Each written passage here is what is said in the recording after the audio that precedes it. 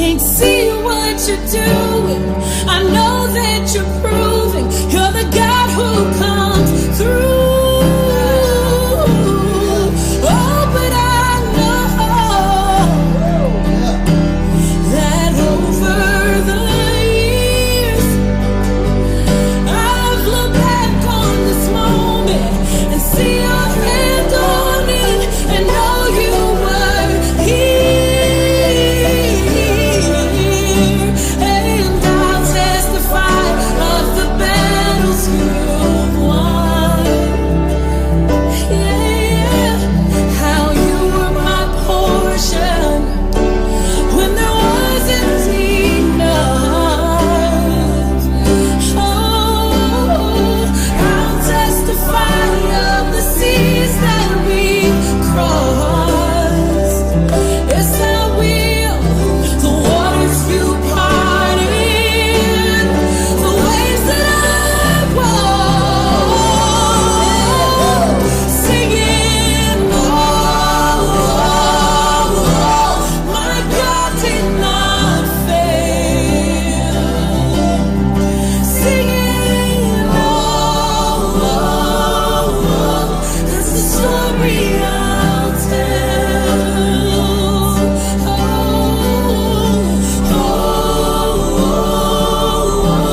I know it is well. Yeah.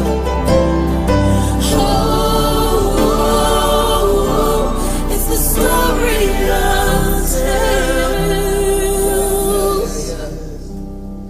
And all that is left is highest praises. Yeah. So sing hallelujah to the Rock of Ages. Come on, sing it. All that's left.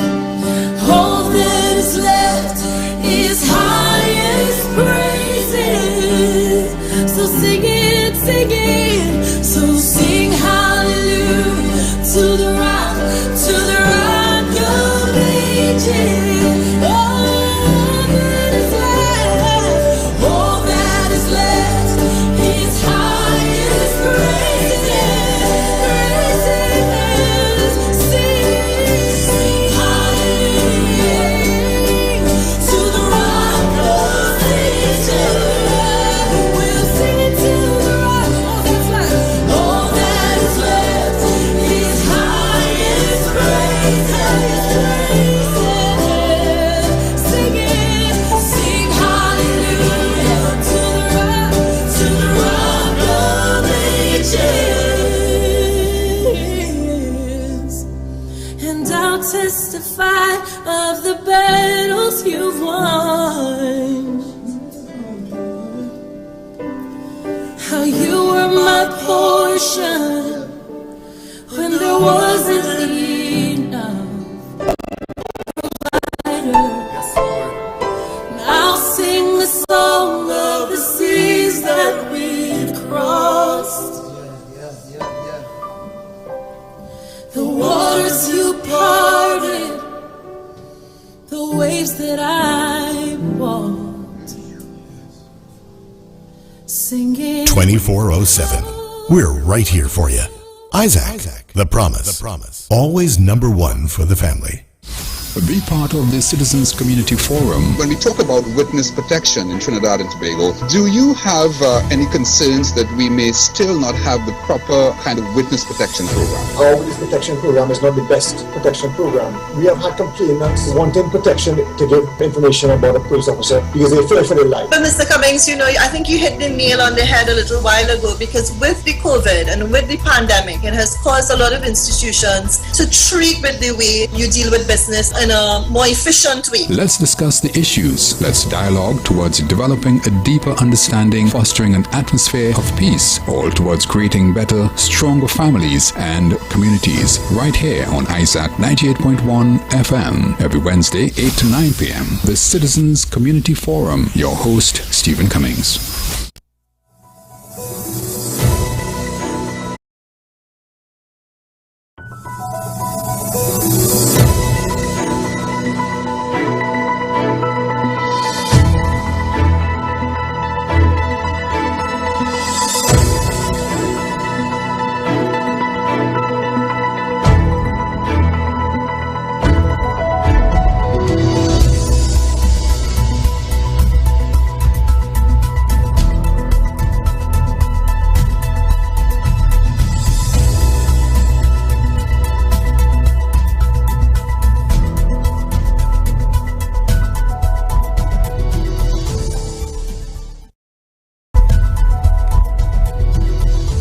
Good evening, I'm Stephen Cummings, and welcome again to the Citizens Community Forum, and we're happy to have you with us once again.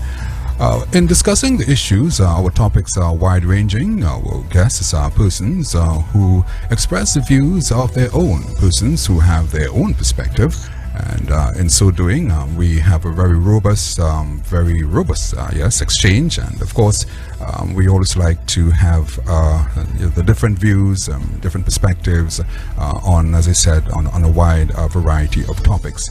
Generally, the views and or comments expressed may not necessarily be that of the FBN Network, the Citizens Community Forum, or that of the host. And while we may differ on perspectives, I believe we can still learn and grow from one another's points of view. This evening, inside the Citizens Community Forum, our topic, another look at Tobago, road to constitutional self-government. And to help us discuss the issues, joining me this evening inside the Citizens Community Forum is Dr. Mukesh Basdev, Lecturer, Department of Political Science, University of the West Indies in St. Augustine. Dr. Basdev, welcome again to the Citizens Community Forum. Thank you, and good night to you and your listeners.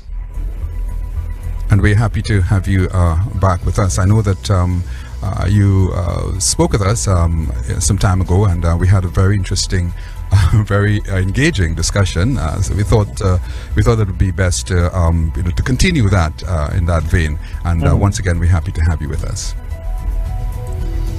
Welcome. Yes, indeed. Dr. Basdev, 6 months on from a historic 6.6 election tie between the Tobago arm of the People's National Movement and a new emerging opposition, the Progressive Democratic Patriots, the PDP. Where is Tobago now on the road to self-government? We've been hearing so much even from the Parliament, and it appears as though it will be quite some time before we really get to the point of saying that we have really made some kind of progress towards moving in the direction of self-government in respect of Tobago. I wanted to start the discussion on that against that background. Can you just give us a perspective as to where you see us, where you see Tobago on that path to self-government? Well, what I can say is that the decision on the internal self-government for Tobago, did not start, let's say, within this parliamentary period. It goes all the way back. If we go back to the 2010 Partnership and Administration, and then it became part of the manifesto promise of the ruling political party, the PNM. Yes. Where we have reached so far is that we saw in the parliament, in the last parliament, the 2018, if I stand corrected here, the bill or the constitutional amendment, which would have pushed what they call internal self-government for Tobago, that had reached, let's say, it was handicapped, I would say, somewhat by the results of the last THA election, which the voters in Tobago actually delivered a verdict of six for the two major political parties contesting the election in Tobago. So, in the context of what is required here, I would say that the proposed changes to what they call the number of, let's say, constituencies in the THA would become that election that the Prime Minister had announced last week in Tobago. That would, I think, would become, and will be used as the benchmark for internal self-government in Tobago. I think, other than just trying to break the political deadlock in the THA with a 6-6, I think Tobagonians will also be voting in respect to what was the proposed changes for internal self-government in Tobago. Yes. Right. So that's an interesting point there. As we continue the discussion, Dr. Basdev, I want us to listen to what the Prime Minister would have said during a press conference that he had, and it also spoke to the same issue that you've referenced. And one of my questions also has to do with, can 15 seats really guarantee avoidance of another election tie in Tobago, considering that there are popular, and high-profile candidates who can run and who have historically, as independents, both in Tobago and in Trinidad, of course. But let's get a listen to the Prime Minister, Dr. Keith Rowley, who I suppose was sold on the concept of going back to the polls. This was taken from an earlier parliamentary session, and let's just get a listen to what the Prime Minister said at that material time. What is required to be done is to amend the EBC Act to create instructions by law so that the EBC can accept the Parliament's wishes, give Tobago 15 electoral districts for reasons given a while ago, and then present to this Parliament the work in its report to show those 15 districts. And Madam Speaker, once this House accepts an EBC report, then and only then will the EBC be able to go out and take part and prepare us and have an election in Tobago. Right, so that's the Prime Minister there speaking at an earlier parliamentary session. Of course, we will hear a little more from the Prime Minister a little later on as he spoke, I think it was last week during a press conference. So, what do you make of this, Dr. Baste? The Prime Minister has outlined that that there is a process for which he believes we can, move the process forward. Now, the Prime Minister made a very important statement. I think that the idea behind it is to break the political deadlock. And what was taken out of the 2018 Constitutional Amendment Bill is the notion of the 15 electoral districts for the THA. Now, one can say that the framers of that Constitutional Amendment Bill in 2018 had the foresight or the possibility of a 2001 event that occurred in the general elections in Trinidad and Tobago not occurring. So some of the commentators, especially coming out of Tobago, had said what was simply done was to take that clause out of the proposed amendment to 2018 bill and just bring it into what we call into the real world, make it a reality as a means of solving this political deadlock.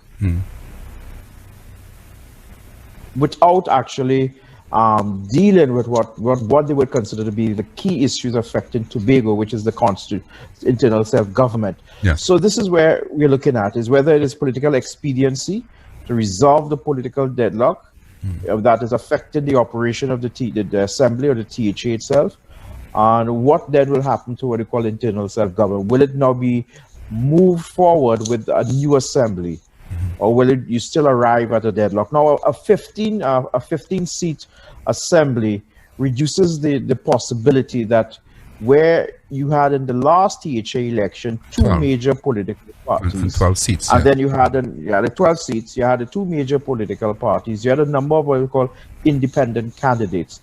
The possibility is that you may end up with no party winning the majority of seats.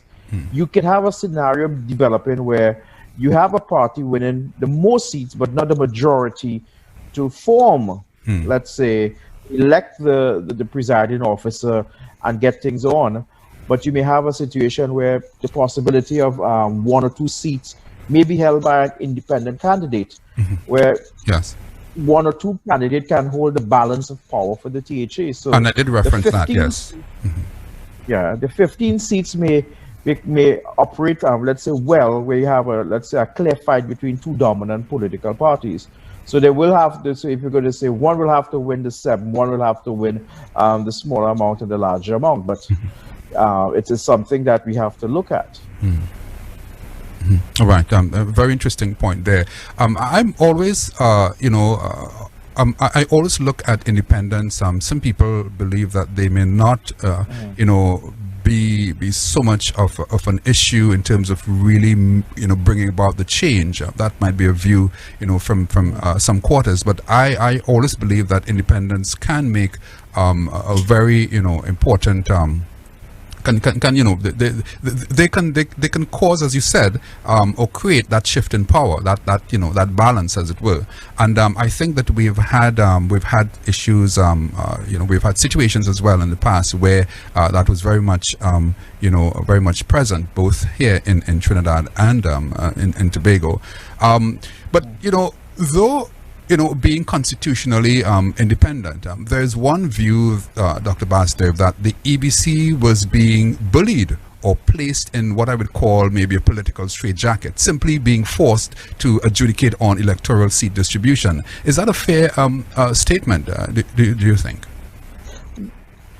Well, some would have analyzed, some have looked at it from the standpoint that the reverse has actually taken place here with the passage of the legislation to increase the number of constituencies. Yes.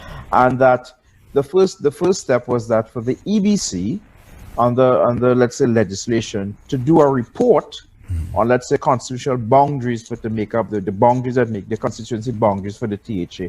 Submit the report comes to the parliament, it goes to the THA, it comes to the parliament, and then it is basically accepted. What's some have said now, what is the reverse? In that parliament, via, let's say, cabinet and prime minister, have now instructed the EBC, now you go and you do the report and you look at the constitution, what they call the constitutionality of, let's say, the boundaries to create a 15, let's say, the 3 additional seats. So there will be a reordering of some of the polling divisions for the creation of these 3 extra seats. Yes. So it is this in this context, but one have to always also bear in mind we are looking against a time frame because we're in the month of July, so there's a possibility of a budget problem. Yes, for the THA. Yes, for the THA in October. So time is of importance for the EBC to actually conduct it, so do its research and make the proposed changes to the constitutional boundaries, electoral boundaries for the THA, and then proceed for the elections. All right. And you're listening to and viewing the Citizens Community Forum. I'm Stephen Cummings. Our topic this evening, we are focusing on Tobago. The topic, another look at Tobago Road to Constitutional Self-Government. And I have with me Dr. Mukesh Basdev, and lecturer in at the University of the West Indies, at the Department of Political Science, and we're happy to have Dr. Basdev with us as we focus on the issues. Now, Dr. Basdev, one of the questions being raised as well is one of interference by central government. Shouldn't the 12 elected representatives, shouldn't they have been left to come up with their own solutions to this, however difficult this political situation may have been? That has also been a question. So what is your view on that? Well, I think the concern is whether or not the proposed changes was their consensus. And the consensus is not only comes from among the 12, let's say, elected members of the assembly, because there seems to be no consultation, but even on the grounds, NGOs and other organizations in Tobago said that there was little consultation. Rather, it was driven primarily from Port of Spain, and let's say the prime minister through cabinet to resolve this problem. And I think a lot of Tobagoans have felt that being left out of such an important may not resolve, let's say, the deadlock. It's not only to say that it's a electoral deadlock with regard to the assembly, but what it clearly is outlined in here is that there is a political, let's say, divide in Tobago itself. Yes, and it is represented in the last vote, where you have 6 for the PDP and 6 for the PNM. Yes. And how do you resolve that political deadlock, not so within the assembly, but how do you resolve it, let's say, on the ground within the community itself? Because that split is there, like it or not, that political split exists within the electorate in Tobago. You know, that's a very important point again, Dr. Basdev, and sort of following on from that point that you have made, I also want us to listen to this that the Prime Minister also said, it sort of pointed us in a particular direction when we talk about external influences and people who may see things differently outside of the law and outside of the legislative process. Let's just get a listen to the Prime Minister again. I have heard it from the radio and the television about having a council of elders, Robinson Crusoe coin toss, a Greybeards Association, let them run Tobago. All of these, Madam Speaker, are ideas coming from different quarters. None of that is in the law that governs Tobago business. Again, Dr. Basdew, the Prime Minister, holding, very strongly to the fact that we have to follow the law. There's a constitution and apparently little room for external influences. The Prime Minister's making the point primarily on the rule of law in this context. What does the law actually provide for in this context? Yes. What is coming out from, let's say, the ground in Tobago is that, yes, the law has to be made. Mm-hmm. However, the law was not made in consultation with those that will be affected by the passage of the legislation. Mm-hmm. And I think Tobagonians felt that the lack of consultation is what is the whole notion behind what we call self-determination, because the move by the cabinet, or the Prime Minister cabinet, and let's say the Parliament clearly demonstrated to the citizens, to the people of Tobago, that the notion of self-determination and self-government is let's say is difficult to achieve. Again, they are seeing a forthright move by Port of Spain now to dictate what is to happen in Tobago. Yes. So you have this discourse now developing where should we move primarily on the rule of law, or should it be the involvement of, let's say, the citizens in Tobago as to determine what Tobago actually wants? It comes back to the same issue that has become since the establishment of the THA altogether. Yes. Mm-hmm. All right, interesting. And you're listening to and viewing the Citizens Community Forum this evening. It's another look at Tobago on the road to self-government. And I have with me Dr. Mukesh Basdew as we discuss the issue. Dr. Basdew, the EBC will have no doubt, the task of treating with this. There's a question as well, where would those additional 3 seats be located? Would there be a fair divide among traditionally held areas of both the incumbent or opposition? And there has been talk as well as to whether the Parliament has the power to order a boundary review referencing sections 71 and 72 of the EBC Act. Well, what most likely is going to happen is that the EBC would have to factor in what they call population, let's say, density, and how you're going to redefine, let's say, the margin, the lower end and the upper end of what will constitute, let's say, a THA constituency. Yes. So what you may do is a redefinition of, let's say, the number of voters per constituency.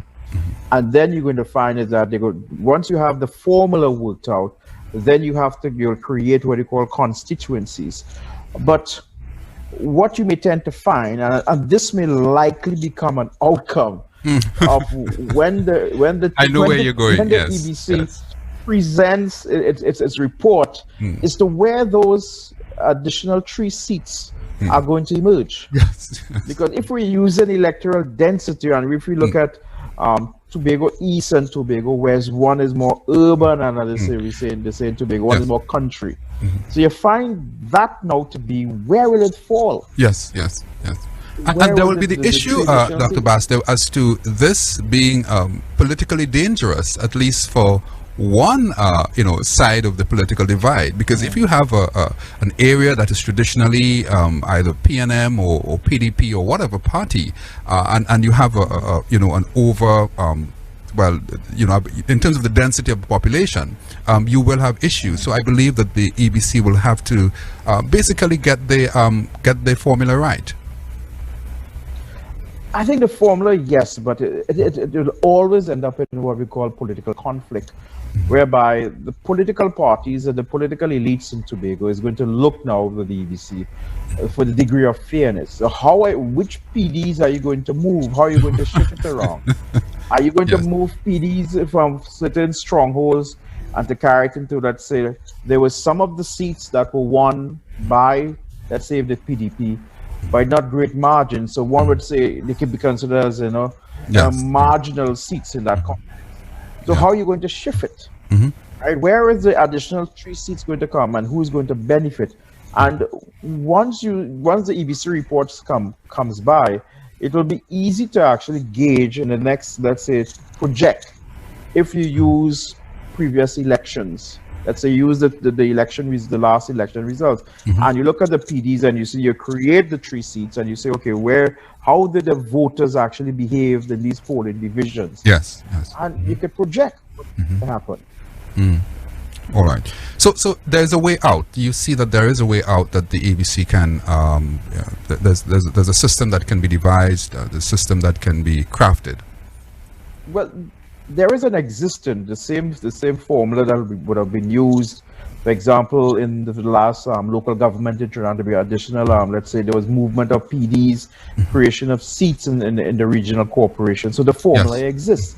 And the similar formula that was used in Trinidad and Tobago to increase the size of the number of constituencies. I mean, the formula is there, so the EBC is going to apply it. But as in any case, the recommendations of the EBC and the moving the number of seats for the assembly from 12 to 15 will be met with a degree of skepticism, and that you're not going to find all parties basically happy with it. Yes. And they'll always see as the EBC as the villain. Whatever the result, the next result is going to be for the THA election. Okay. Yes, and I'm remembering the 4-4 tie in Toco Sangre Grande regional corporation, which was broken in the PNM's favor. By the drawing of straws. And the drawing of lots. Yes. Lots, yes. So it is in that context, how are you going to deal with it? And one also has to remember too that there was the 1818 tie in that parliamentary election that there was also of a kind of similar nature, though on a larger scale. Well, the proposed the bill that was passed that has come into law, there were other clauses in, let's say, the act itself that also caters so that if something of this nature happens again, and I'm speaking primarily the inability to, let's say, elect a presiding officer, then within 14 days time, you can dissolve and then call for fresh election. So it is more future oriented and looking at the possibility. So I think the framers of this particular legislation understood the political makeup and what could possibly happen, because Tobago has always had, let's say, elections, THA election, we call multiple political parties. Yes. It just ended up in the last election, you had 2 major parties. So there's a possibility that 3rd parties and 4th parties may enter into the political race. Yes. And there may be situations where a single party may just win 1 seat and basically hold the balance of power. Yes. There, very, very well, as we've been saying, unprecedented in Tobago. We've not, had to deal with such constitutional matters, before. Right. But with all that is happening, I guess it's always a learning process, and for future administrations, I guess we would eventually get it right as we go along. Dr. Basder, what we'll do at the moment, we will take a short break and come back. And when we come back, we will continue the discussion on the topic, another look at Tobago on the road to self-government. We'll be right back.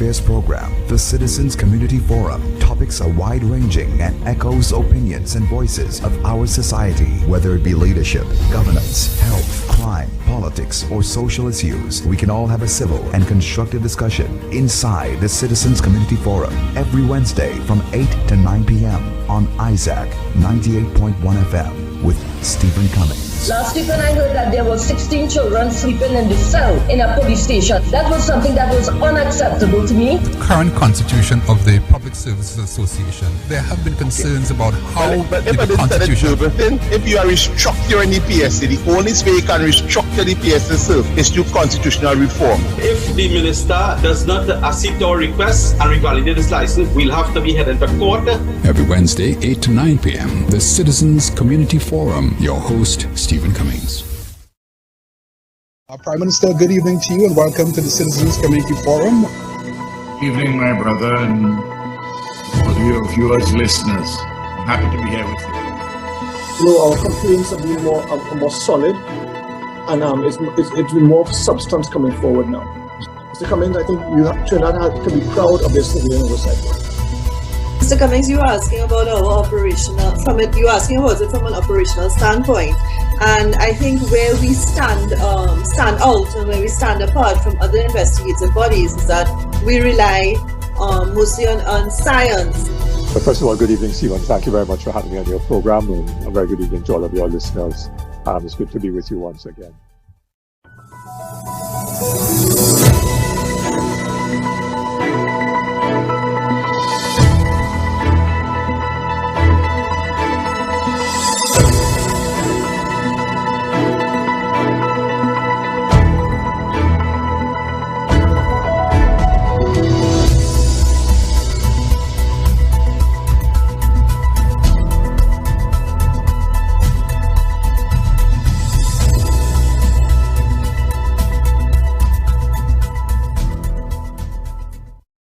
Welcome back to the Citizens Community Forum. I'm Stephen Cummings. This evening we are talking Tobago, focusing on Tobago. Our topic, another look at Tobago on the road to self-government. And I have with me Dr. Mukesh Basdev, lecturer at the University of the West Indies, Department of Political Science. Dr. Basdev, welcome back.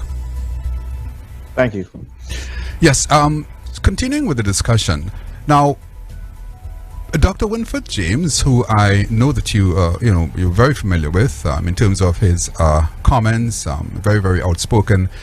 Dr. Winford James, in an article describing himself as among the senior students of Tobagonian affairs, said it should not be about Tobagoan, should not, be about Trinidad, solving a Tobago problem. That's basically what he's saying. He wrote an article, and he's saying that because, we are talking about autonomy and self-determination, and the process should have started by allowing the 6 elected members to decide on their own.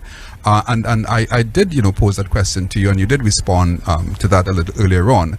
But, I'm also hearing that that there should have also been something that's called a recommended impartial commission of Tobagonians, quite apart from people who would have just been voicing their opinion and saying, well, this is how we should have gone about doing the business of Tobago.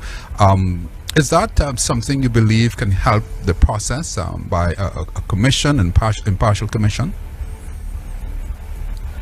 Well, you see, in the context of the politics of Trinidad and Tobago, both at, let's say, the local government, the THA, and also, let's say, central government or parliamentary elections, the politics is extremely what you call adversarial.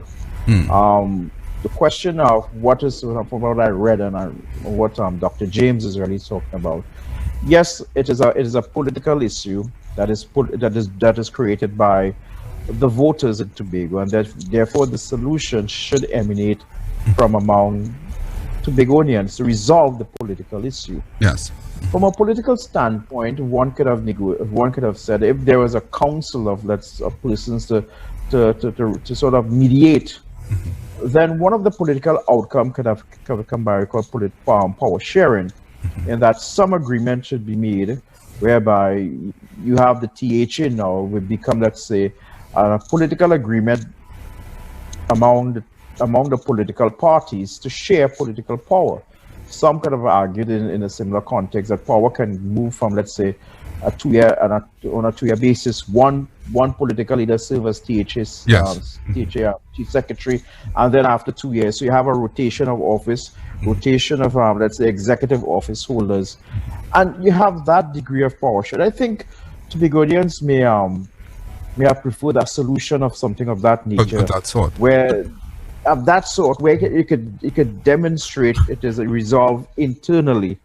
And again, the concern is that here you have a solution coming from Port of Spain. Dr. Basdeo, do you think that really would work in Tobago among Tobagonians wanting to, knowing what I suppose you and I know about the nature of politics? And this, we've had historically, the two-party system, for so many decades. Do you think that that's something that, would have been preferred, and not just preferred, probably, would that have been a workable solution, you think? It could have been, it might have been a workable solution, but you see, it has to be generated and moved on the ground in Tobago. And I think a lot of Tobagonians would have liked to see some sort of, power sharing arrangement to resolve the problem. And some may think that there are two political parties currently existing in Tobago that basically has the political power, the 6-6 scenario. Yes. And some may argue that although you could say that there is a Tobago branch of the PNM, the Tobago PNM Council of Tobago, but one must also understand that it is basically part of, let's say, a larger national political party. Yes. Unlike you have the PDP, which is, let's say, it's not Tobago, represented in Trinidad in any, yes. Is not represented in Trinidad. Did not contest any of the seats in the general elections in Trinidad. So you look at it in that context. So, and there will always be this concern when we think about politically, that where is the policy measures coming from? Is it emanating from within Tobago, or is it coming from Scarborough, or is it coming from Port of Spain? And this is what the whole idea of self-determination, internal self-government is concerned about, because what is going to happen is that there will be elections, as the Prime Minister has indicated. Yes. Early, let's say within a period of 3 or 6 months, that is going to resolve this matter.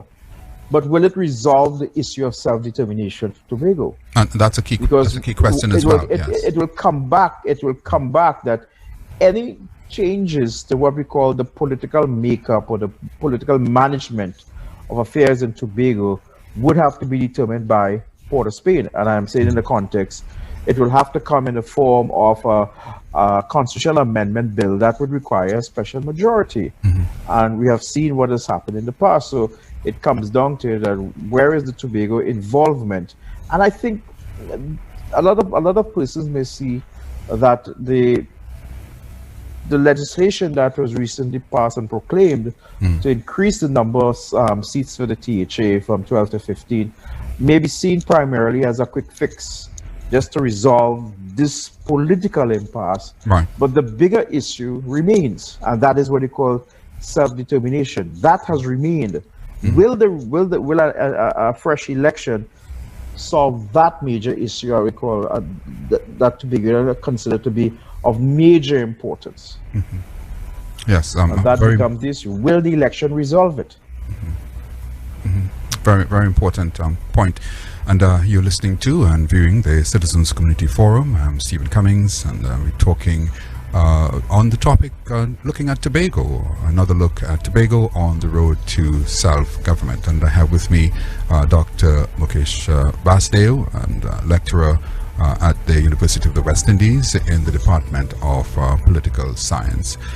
Dr. Basdeo, when we look at Tobago in the context of the politics, many people would tell you that that the politics in Tobago is very different from that of Trinidad, in that we see where for many, many years, you've had a PNM-dominated administration, unlike Trinidad, where there have been the PNM have been in and out in terms of the in terms of governance in central government in Trinidad.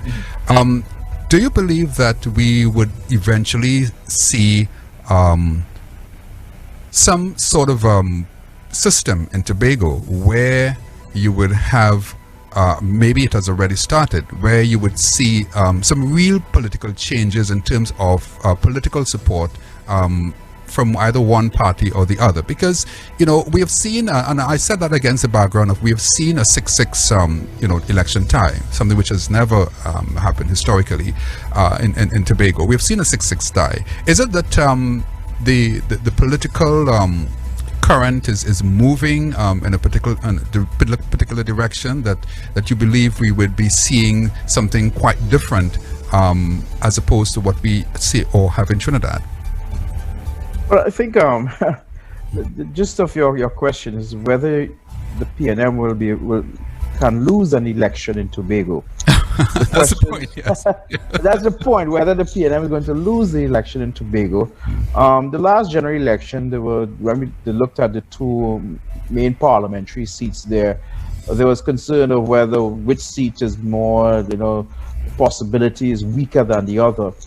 On this election result, where we had the 6, it demonstrated whether the PNM losing, let's say, political ground in Tobago, losing political ground, because if I recall, it was a 10-2, the prior to the election, 10-2. So the PDP would have made significant, let's say, inroads into the PNM held, let's say, by picking up an additional 4 seats. Yes.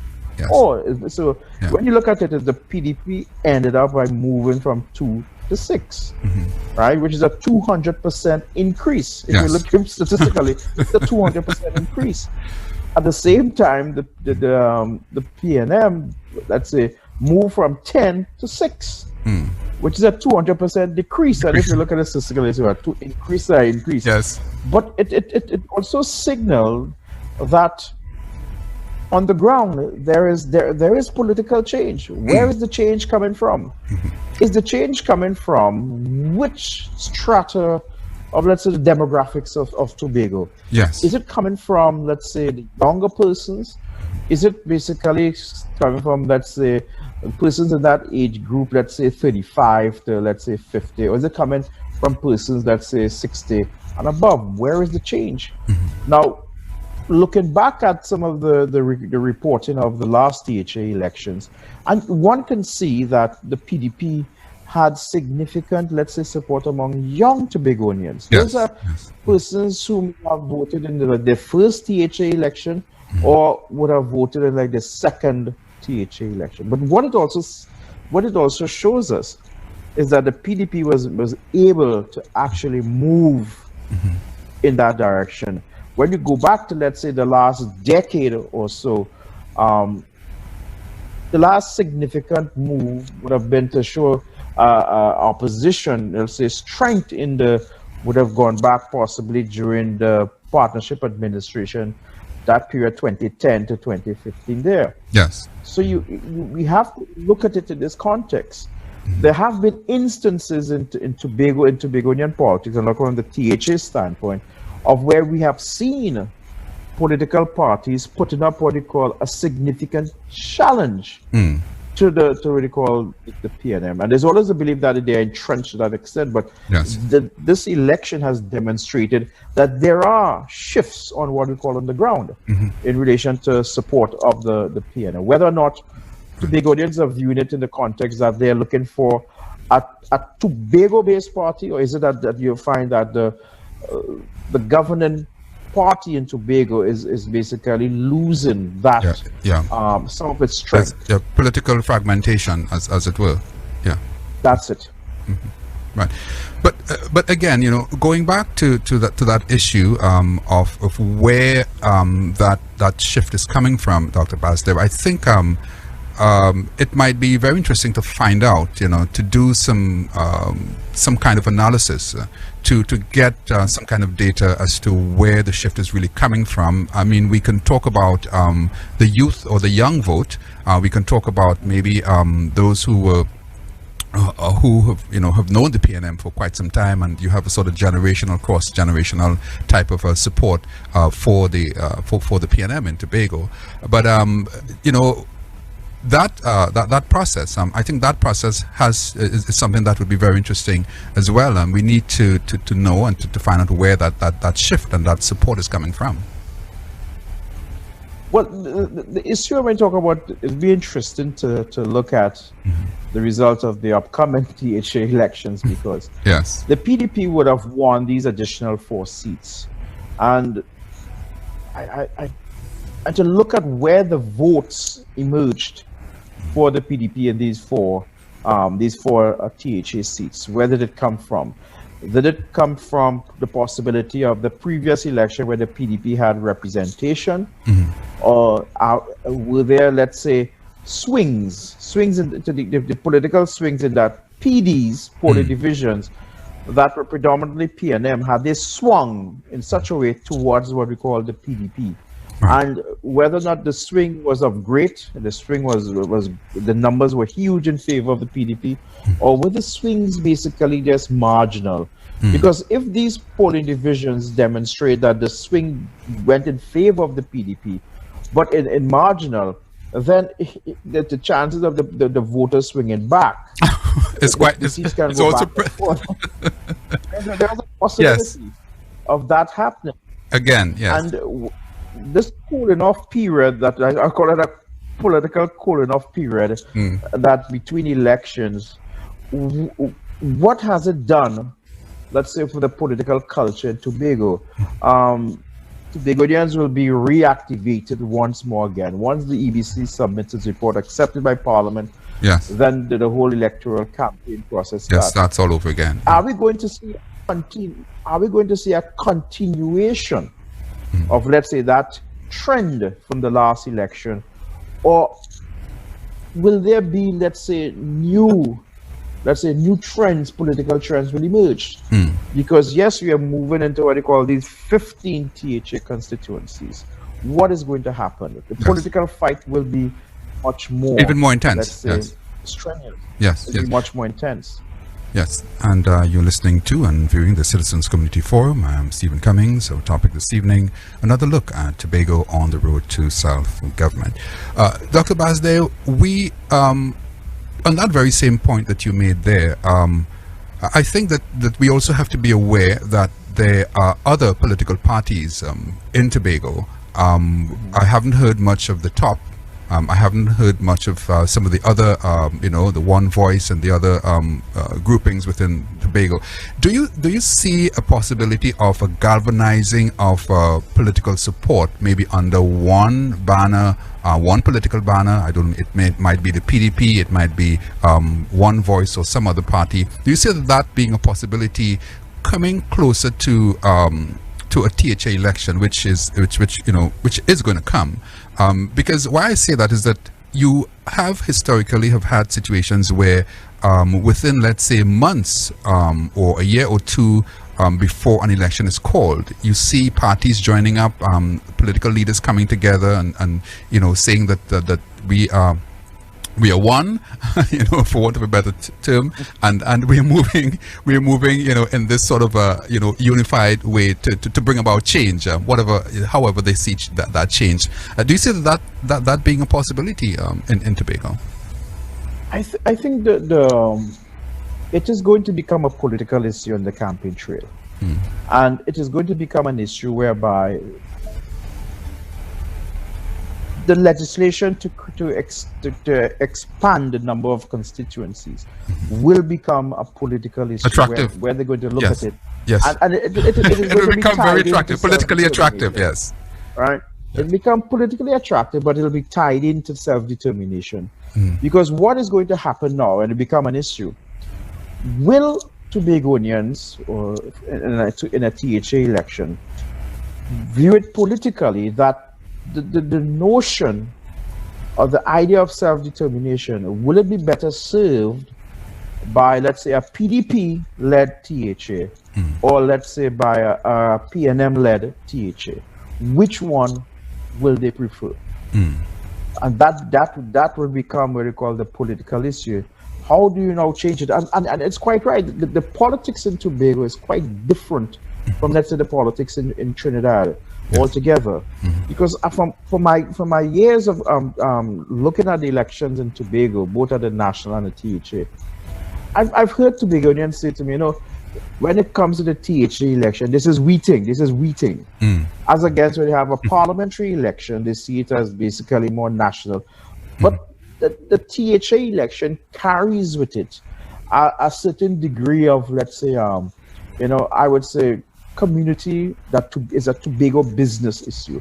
Yes. And it is also reflected when you look at the local government elections in Trinidad. Very much so. The local government election, one of the key problems that we find with the local government election, and last one, is the number of voters. Voter turnout is always low for local government elections compared to, let's say, the general elections. Yes. While when you look at the THA elections, you tend to see, if you compare voter turnout between in Tobago as against in Trinidad, Tobago always tend to have a higher voter turnout numbers, when it comes yes. to higher numbers when it comes to the THA election, because there is a political value that Tobagonians place in the on local government, and yes, right? Yes. I've seen that it is they are voting for they're participating in a political process that has a political impact on them in Tobago. It is Tobago oriented. It's not to say Port of Spain or Trinidad oriented. So the cultures will be quite different. Political behavior is different in Tobago in the context of, let's say, the THA elections, as again, if I compare to, let's say, the local elections in Trinidad. Right. Very interesting point as well. The opposition United National Congress, Dr. Basdeo, continues to be, faulted in not by some people in not wanting to have a presence in Tobago, even though some people say they do. How much of an influence you think the official opposition in Trinidad, will have on a THA election, barring that that they continue to tell you and to say that they are not they don't see fighting an election in Tobago. They don't see that as something that they would want to do at this time. Well, when you look at the statements coming out from the UNC and its political leader, and I think how I would interpret it is that the opposition party and its political leader looks at it that Tobago should have a degree of self-determination in determining its political affairs. And others would say that the position adopted by the UNC is clearly that if they do opt to go into, let's say, the THA, or let's say the general elections to contest the 2 parliamentary seats in Tobago, they would lose very much so. And they are just weighing their political option. But the opposition party has clearly demonstrated that, whatever happens in Tobago, they're going to have an impact or input when it comes to, let's say, at the parliamentary level. And when it comes to, let's say, self-determination and requiring special majority, that is their involvement. But we have seen in that a political party, if you look at the results, the 6-6 tie at the last result there, is it saying that a Trinidad-based political party, is it losing ground to, let's say, the notion and idea of a Tobago-based political party? Right, that's an important point. This is something that we have to really consider. Yes, that's what we have to also consider here. Yeah, that's an important point as well. And the view has also been that as an opposition, you have to be able to be national in nature and not just have a Trinidad presence. And I'm not sure if that is an issue that would either work for or against because, as I said, the opposition continues to maintain that it does not, see, it doesn't want really to fight an election in Tobago for obvious reasons. But if you're a national party, Dr. Basdeo, why not take the fight to Tobago? Well, I agree that you take the fight to Tobago to be a national party, you have representation. If you look at the UNC in its internal elections, there is the position of, let's say, representative within the executive. There's an executive position for Tobago, someone to represent the UNC interest in Tobago. So the party does have that representation in Tobago. The question of nationalism is that whether or not a national party should contest all 41 constituencies against 39 constituencies. And I think that's the argument that, decided to contest 39 and not 41 doesn't make you a national political party. But when we go back and look at the other political parties that contested the last general election last year, we have seen that some political parties, contested less than 10 seats. Yet they were classified as national political parties. Yes, indeed. That some contested 20-something, and they say we are a national political party. Indeed. And you had some parties that would have contested with, like in 2007, the seat would have contested all 41, all seats in Trinidad and Tobago. But yet, what happened after that? The COP in the last year's election did not do that. Yes. So I think we're looking at it in the context of, let's say, the result of a parliamentary election. The official opposition is against the governing party itself. You look at it in that context. But you go back and you say, what really happened at the election time? This is what we can really discuss it at. Okay. And you're listening to the Citizens Community Forum, also viewing the Citizens Community Forum. I'm Stephen Cummings, and with me I have Dr. Mukesh Basdeo, lecturer in the Department of Political Science at the University of the West Indies. Dr. Basdeo, we have just a few minutes again before we close the program. I want to sort of put you on the spot somewhat. We do have a general election that is also coming somewhere on the horizon, whenever that date is announced.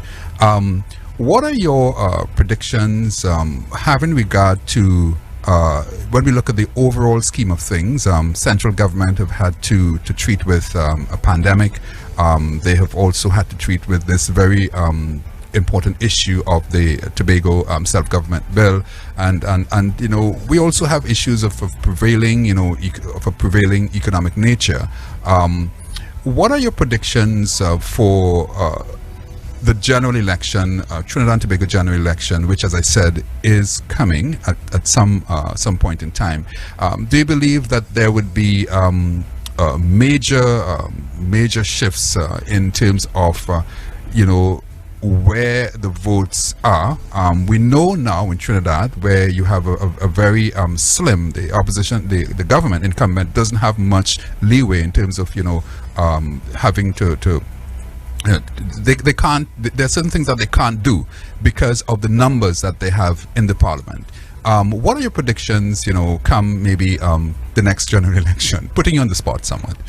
Well, the next general elections to be held within 4 years' time. A lot of political issues and political change and it happened within 4 years' time. Politics is it's so vibrant. It changes so rapid based on what you call issues.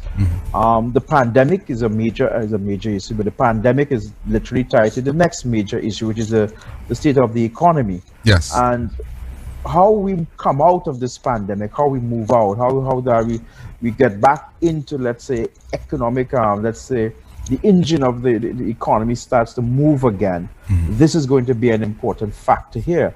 And you see, the issue of the pandemic and the economy, I think is going to also play a part in the THA election. Was it handled correctly?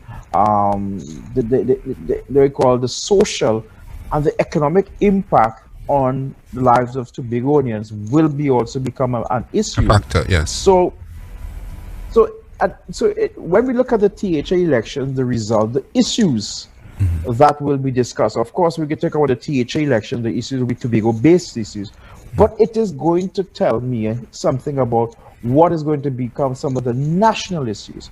Because when you think of economic and social issues and political issues, these things will also be placed in the context of national issues. Yes. So it is going to play out, and the result of the THA election is going to determine impact as well. What is going to happen, let's say, on the politics of Trinidad as we move towards, let's say, general elections in 4 years' time. Because the issues there is going to carry across into Trinidad and become. So let's say if you project that the results in the next THT election, let's say hypothetically goes in favor of the PDP, what does it signal politically for the PNM? For the PNM, It signals for the PNM a political defeat. One could have not seen, as we say, a political defeat, but it's a political defeat, which now is going to have an impact in Trinidad, because it means the political stock of the party in power is diminished. It could be is a downward slide. So it can have impact on what happens to what we call the national politics. A win for the PNM will strengthen its position and demonstrate it still has that political support going into, let's say, the next 4 years. So it's an important, because you have the THA elections. The next election that is going to take place will be in Trinidad, the local government election, before a general election. So you have this election, which is going to set, let's say the foundation. The tone, then you have the local election in Trinidad before a general election. So in the 4-year period before our next general election, anything can happen, no? That is when it is due. Anything can happen. But the THA election result is going to the issues on the campaign trail is going to become very interesting, as it will shape the national political discussion. All right, interesting. Dr. Basdeo, we have to leave it there at the moment, but I want to give you 60 seconds to just, give some closing remarks with respect to Tobago, the road to constitutional self-government, as we discuss the issues this evening. Well, I'm hoping that the election results, the next THA election results, will basically generate the need to actually push forward what I call internal self-government for Tobago. And it's a political issue. I know it's basically determined by Port of Spain, but a lot of these things will be discussed on the campaign trail, and it will basically reflect in the voting behavior of Tobagonians. And once the election results are settled, and whoever forms the next THA executive council, I'm hoping that the next move is towards what they call internal self-government. All right. Dr. Basdeo, thank you so much for being with us once again on the Citizens Community Forum. Thank you, and thanks for having me. Indeed. And this evening inside the Citizens Community Forum, our topic, another look at Tobago, on the road to constitutional self-government. Stephen Cummings, of course, we're always happy to have you with us and have you be part of the Citizens Community Forum. So until another program, we see you next Wednesday. It was a famous poet who once said, "They came for the Jews, and I did not speak out because I was not a Jew. Then they came for the communists, and I did not speak out because I was not a communist. And then they came for me, and there was no one left to speak for me." Words there from famous poet Martin Niemöller, 1892 to 1984.